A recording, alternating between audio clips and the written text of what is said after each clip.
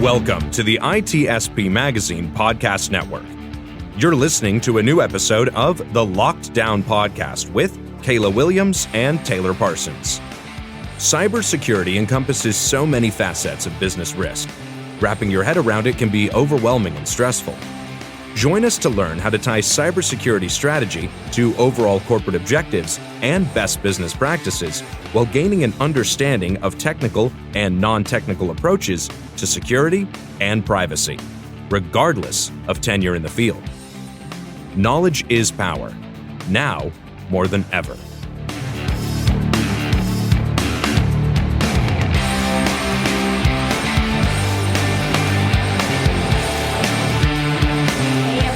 This is Kayla, and you're listening to the Lockdown Podcast with Kayla and Taylor, the show that helps you make sense of all things security, tying cybersecurity strategy to overall corporate objectives and best business practices for people who love all things technical and all things risk-related. I am so excited for today because we are talking about governance, risk, and compliance, a topic that has become front and center over the last few years, but still eludes so many people. And I'm excited because I have one of my favorite people here.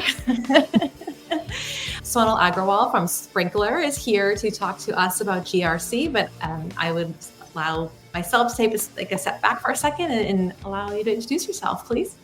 Sure. Hi, everyone. This is Sonal. I'm a director of GRC at Sprinklr. I've been with that company for about now 2 years. And before that, I was in GRC with Kayla at Log Me In. And so, yeah, we're just continuing on. That's amazing. I am so glad to be able to sit on the podcast with the both of you, just because, as we had talked about, I am not a GRC person at this point. I'm working on understanding GRC better. But Sonal, I would love to understand, how long have you been in GRC? What types of industries have you been in? What's been your experience with GRC up to this point? Sure. So I actually started my career at Deloitte, where I was in audit. So I was doing IT audit. This is when IT audit was completely new. It was all being developed as I was progressing. And I was with Deloitte for about 5 years. And then after that, I went on working with different mortgage companies. I was living in DC at the time. So it was Freddie Mac, Fannie Mae, all of those. And they were going through their own little crisis at that time with the housing crisis. So it got very interesting. But I did IT audit there. Then I moved to California, and I was in IT audit in another mortgage company in California. And that's when I got more introduced to GRC through one of the GRC directors. And then since then, they basically convinced me to join the GRC program. So it's been about 8 years, I would say, in the GRC industry. But I would say the audit profession and IT audit was a good transition into GRC, because you're basically going from being testing and giving findings to going in and helping people fix issues beforehand, and going from being hated to not being hated as much. Oh, okay, I was gonna say still definitely hated. Yeah, not as much. Yeah. It's funny because I did the same track. I did the financial services auditing, and then getting into mortgages. I was doing internal auditing. So they would hire us to come in and be their internal auditors at small banks and credit unions here in Massachusetts. So I did the exact same trajectory. Okay, yeah. Great. Yeah. And I'm with GRC. I've done mostly in the software industry. So Log Me In and Sprinklr, it's all software. But yeah, just like Kayla said, when you're in like external, you get on different clients, different types of clients. That's amazing. So what's interesting to me, though, is you both have financial backgrounds, mortgage, financial services type of background.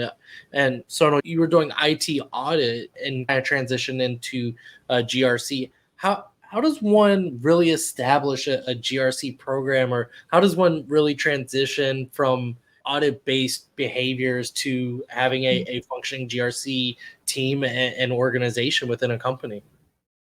Yeah, so as an individual, so going from transitioning from audit to GRC, it's quite seamless, I would say. The only thing is when you're in audit, you're there to give out findings and issues. You test something, you say this is not working. And then you go away and then you come back and test it and you find nothing. On the GRC side, it's quite interesting because now you're helping solve the issues and you're in the midst. And that's actually hard because you pretty much have a pile of issues and you're saying, okay, now how do I resolve this in the organization? Which is then you have to talk to several people and it's problem solve. So you have to you have to actually step up your game a little bit because you're actually trying to solve a problem versus just give a problem and walk away. But if people are interested in doing that and if people like doing that, that's definitely easier, but it does take some transition time.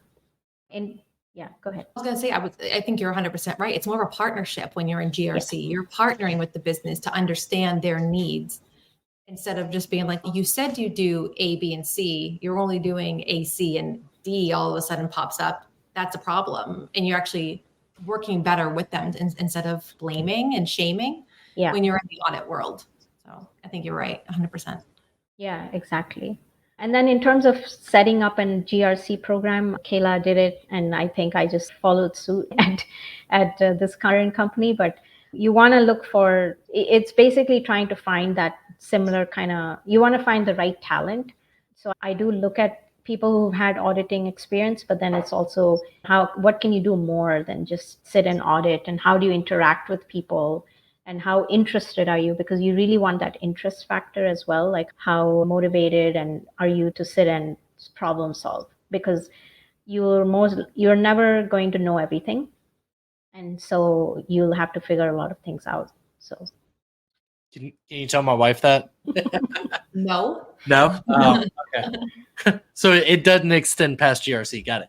Kayla, obviously we've talked a lot about your experience. What's been your approach to building that program or really making sure that it's established within organizations and has longevity? You have to understand where your company is going.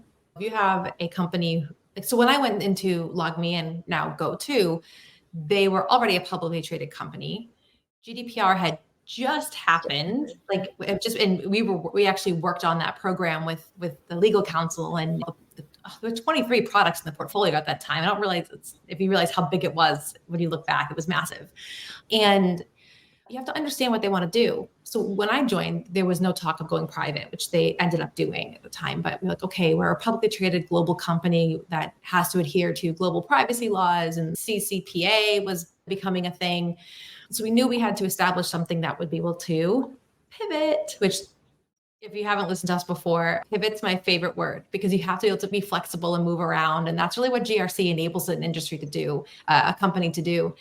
And there were a lot of things I think that we learned along the way about what we needed as a team. So I think we started with, it was 3 compliance when I joined, right? Mm-hmm. You and 2 others. Yes. Yeah. And we expanded into risk, technical privacy, and then a regulatory compliance manager, and then an intern. I think we ended up with 8 or 9 people on our team towards the end of my tenure when I left. And just being able to know what industry you're in, where you're going, and being plugged into your CISO and what do they know? Because they hear all the things first. And obviously they can't always tell you what's exactly happening, but there's little clues and things along the way. Yep. So, I think, definitely. I agree. I think like a lot of it, customers also guide where you should be going, because a lot of times they'll ask for certain things. A lot of it is usually with a compliance standpoint. Mm-hmm. So that guides a lot of, okay, and now I need this compliance or that compliance. But then once you have that, then you start going into more the risk management, which gets even more interesting. So. Yeah. And I think for what I've learned is that when you think governance, risk, and compliance, GRC, the R is the biggest part of your program because that drives what outcomes you're going to have and helps you to meet your compliance needs. And then you provide transparency upstream for the governance. So would it be little g, big R, little c? Is that how? That would be a really ugly logo, but yes. So it's really interesting that you guys talk about that, and you talk about risk and obviously governance of customers, governance of compliance itself, compliance frameworks, risk registers, all of these things. But is there Like when you start talking about building GRC or coming into GRC, is there a standard way that you should set your program up, or is there a standard way it should operate based on whether it's the industry that you're in or the frameworks that you're supposed to abide by? Like, how does one go about standing up a GRC function, and what standards should they follow when trying to do? Yeah, I think we were saying risk is very important, but I think a lot of the initial, when you start, the C is what is driving a lot of the initial asks. So when I first came to Sprinkler, it was like, oh, these are the compliance programs we have to do because of customers and this and that, right? So you're pretty much, okay, I better do this. And that's the first thing. But then as you're working on those compliances, then you're building the governance part of it just so you can meet those controls. You have to have some governance just to give some guardrails and then be able to satisfy those controls. But then as you're having all these conversations, all the risks start popping up. And then you pretty much are in the middle of risk management.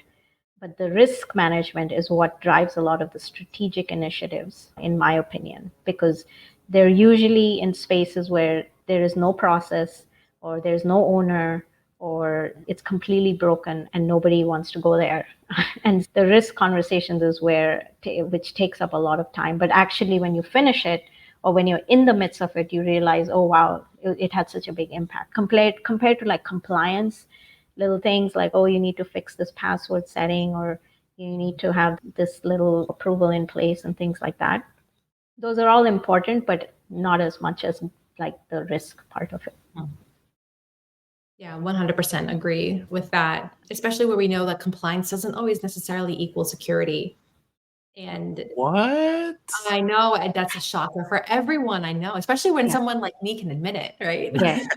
Yeah, you try not to admit it, but then you have to because it's like, it's not. Yeah, there's a lot out there right now. Like the technology is just moving too fast, and there are enhancements and new tools and new vendors and everything like that. And compliance just can't keep up. It doesn't work. And sometimes you have to have mitigating controls, I think is a word that we would use, but processes to say, okay, like this regulation or law is saying I have to do X, but I know that this is better over here, this Y or Z or combination thereof. So you say, okay, this is how I'm meeting this control. And you just have to document it and demonstrate that it's actually above and beyond. You're meeting the bare minimums, and then that tends to help. But it takes a lot of what was it that Val used to say, hearts and minds, like the Hearts and Minds campaign. Yeah.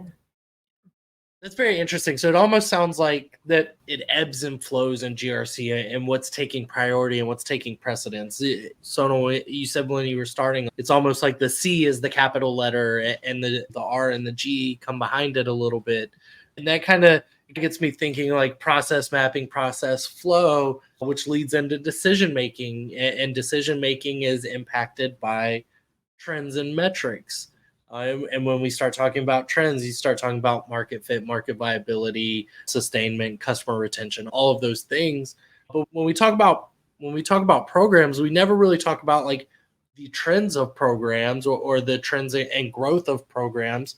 So what are some of the trends that you see around GRC? Do you see increasing expertise in the area? Do you see, because I know for me, based on my background, spending a lot of time in like endpoint and digital risk, GRC was never really something that got brought up a lot. It was never really a big topic of conversation. But I would say the last 2-3 years of my career, it's, hey, do you have a risk register for this?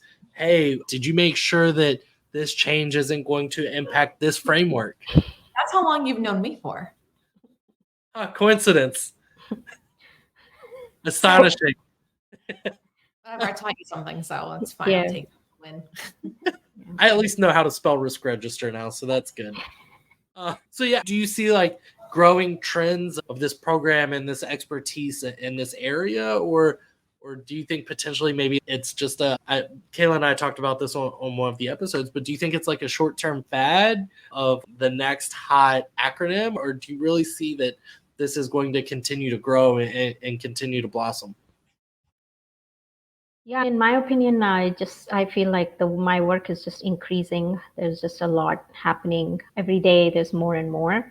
There's a lot of compliances that are coming from different countries and different regions. So that's the C part, which always, like I said, is like, okay, the customer wants this today. Can you have a certificate to us by today? Right. So then you have to work on that and then set the expectations like this is not going to happen today. Right.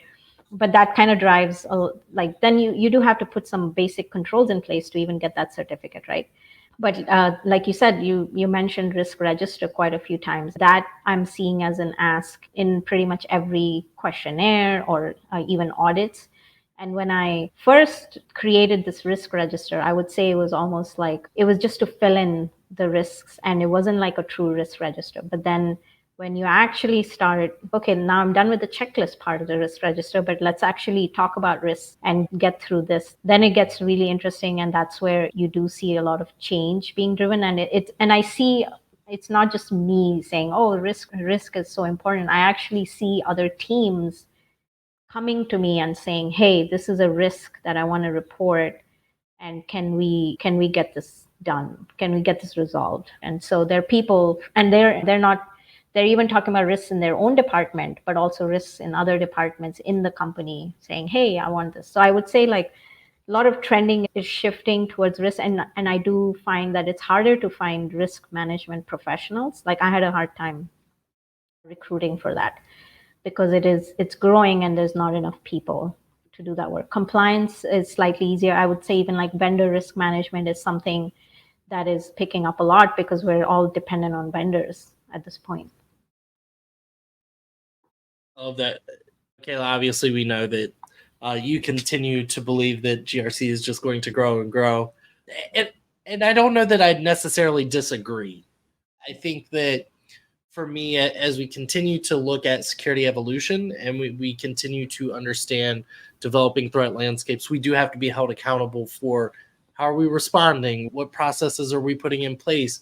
Are we ensuring that the processes we're putting in place are going to match, our overarching security compliance framework, right? So I definitely think it's growing, but I want it to grow the right way. I don't want just to flood a lot of people into a program that we don't get value out of anymore. Kind of like antivirus signatures. That was the boom for so long. Yeah. Static analysis of malware, and now it's like, all right, that worked for a little bit. Now, not so much. Yeah, and I think because there's always going to be an increase in the threats that are found. So you might maybe have an external pen test or an external threat assessment done. And oh my gosh, I need someone who can actually manage some of these things. You have new assets that being spun up, spun down, new vendors. You can't be a one-stop shop. But you can't always hire expertise in every area either. But if you have the discipline of GRC, it's flexible, and you learn that if you have that core understanding of what it takes to do a risk assessment or to understand a process flow, it is easy to pick it up again. I'm not an expert in like Kubernetes, but I could go in and assess and I'm sure you feel the same way with your role. If you were told to do something, you have those basic skills that you can just go in and build off of. And Google is your best friend always, or sorry, insert browser name here is always your best friend to do those searches and understand those things as well. Yeah. Yeah, no, I totally agree. I think Kayla and I were just talking. There's so many problems that get thrown or concepts and things that come at you every day. I wake up and 5 things, new things. Only 5? And then, Wow. yeah. So that's 5, like maybe on a good day. But then you have to be like, okay, now where should I focus? But then when you have to drill down into each of them and be like, okay, what is the end? Like, how bad is this? And then you'll have to look at the risk again, the impact or the likelihood, and then say, okay, you know what? It sounded bad, but you know what? It's only affecting a little bit, and it's not that bad. Or it sounded really small, and actually, you know what? It's a big problem. So then you have to prioritize that way a little bit. That's what I have to do a lot. So yeah, same. Yep. I love that. And It's very interesting. We've talked about threat landscapes. We've talked about challenges. We've talked about what's important in a GRC program and how to sustain it long term. I guess the last remaining question, especially for those companies that don't have established programs or maybe don't have maturity in their security program, where do you start? As a leader or as a practitioner, as an implementer, as someone who's responsible at the end of the day, where do you start and how do you start? I can just go with how I did it. I don't know if it's the best way, but I say I started with establishing some of those policies and standards first, just to be like, okay, you know what? It's the Wild Wild West. Let's like put some gates in a little bit, right? And you don't have to go crazy with it. You just start with the basics and then maybe don't even make it so specific just so you can get through the day. And then once you have that, then you have to then go deeper. Then you start doing your compliance piece and get those certifications. But then the risk management will help you with maturing, right? It's actually going to put some meat and some more push in towards what you're doing. So Some sustenance on the bone. exactly. Yeah, that's when people will actually make it like they actually get serious. They actually start having more conversations rather than compliance. They see it as, you know what, can you just get this certificate for us? And here's the setting, and that's it. Yeah. But it sells. Trust sells. And if you can get an independent audit to come in and get a certificate or an audit, clean audit report, or insert next thing here, it builds trust, and trust in the market is what you want. But I have a quick question for you, Sonal. Who does your org report into? We have a board. So my org, okay, yeah. So from my level, we have the CISO. So GRC function reports to the chief security officer, information security officer, who reports to legal. And so we're separate from the department. So I report into legal as well from a CISO org. And prior to that, it was CIO, CTO, and then at LogMeIn, it was CIO, CTO, CEO, like that way. And I find it to be a lot easier because when you're starting a program, if you don't report into the legal team, partnering with them to understand that compliance and regulatory starting ground, but also you're like not just compliance with those things, but compliance with contracts, as Sonal mentioned before. What have you already committed yourself to? Because there's commitments that have been made by your sales team, put in writing that no one's told anybody else about. And then there's that annual due diligence from a customer that says, hey, you said you're going to have a PCI SAQD, 400 controls that no one told you about. So making sure having the close partnership with legal, I think, comes in handy. And as you mentioned, Taylor, the ebbing and flowing or pivoting that's needed to maintain a program, that's going to be your easiest way in understanding what's happening in the market, your customers, what trends are they leaning towards, will help you be able to staff your team to cope. Budget season is upon us, right? Make sure you're looking through. Do you need a privacy? Are you expanding? Are you in Europe and in America, and all of a sudden you're going to go open up in Singapore or Tokyo and have brand new privacy laws? What about the government? The U.S. government's very different from the Australian government, as Sonal and I found out. It's very different requirements. And I think that would be my advice, is like sit with the legal team and they have all the dirt. They know. That's amazing. So I know obviously we're coming up on time. I've absolutely enjoyed moderating some of these questions to the two GRC experts that I now know. Really, before we wrap up and before we close it out, I want a hot take. I want a GRC hot take. There's got to be one, right? There has to be at least one hot take. That's a good one. Oh, I don't know. I would say it's, in my opinion, it's inevitable. If you're a SaaS company, you are in any company, because you have data. Every company has data. So if you don't have an internal audit team, which most don't, they're not big enough to, or they're not regulated and don't need one. You don't have enterprise risk. You need GRC. You need someone to have that skill set. It's inevitable. And it drives trust and value in the marketplace, whether you want to look at it as just a cost center or not. It tends to sit under the CISO org. It doesn't have to. It can sit under operations somewhere and be enterprise-wide versus just security-wide. Obviously, that's going to be more costly eventually, but whatever, right? To each their own. It's not going anywhere. So buckle up for the ride. You're going to find out a lot of things that you don't want to hear, but you have to hear so that you can address it. In the days of CYA, especially right now with the SEC, with Uber, and all the changes that are coming, you need to look under the hood. So just do it. That's my hot take. Do you have one, Sonal?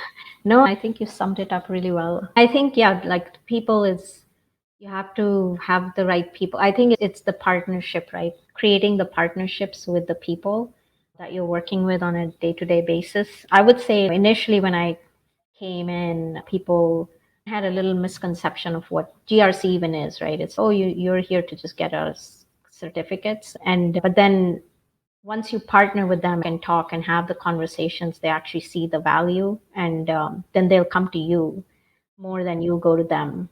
And sometimes you're like, okay, created a problem. There's too many problems. But it's like you actually end up seeing a lot more when people are coming to you. Otherwise, it's all just investigations and going to people and saying, you need to do this and you need to do that. So, yeah.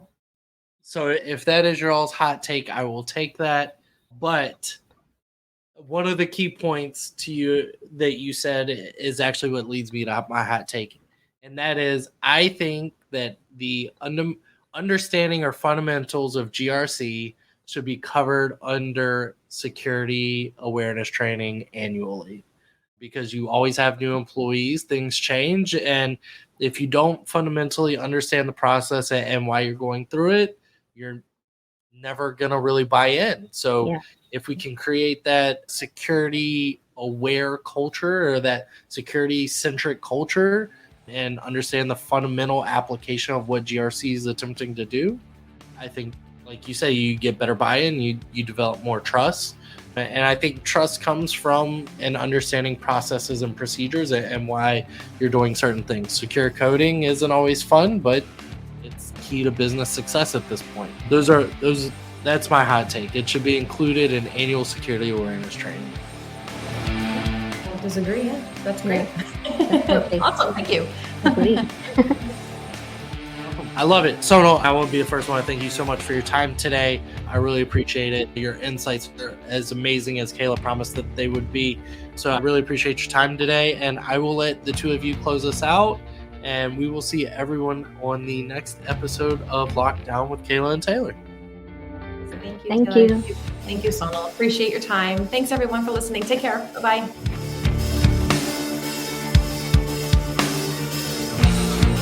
We hope you enjoyed this episode of the Locked Down Podcast with Kayla Williams and Tayl Parsons, part of the ITSP Magazine Podcast Network. If you learned something new and this conversation made you think, then add this show to your favorite podcast player, subscribe to the ITSP Magazine YouTube channel, and share the ITSP Magazine Podcast Network with your friends, family, and colleagues. If you represent a company and wish to connect your brand to our conversations and our audience, visit itspmagazine.com to learn how to sponsor one or more of our podcast channels. We hope you will come back for more stories and follow us on our journey.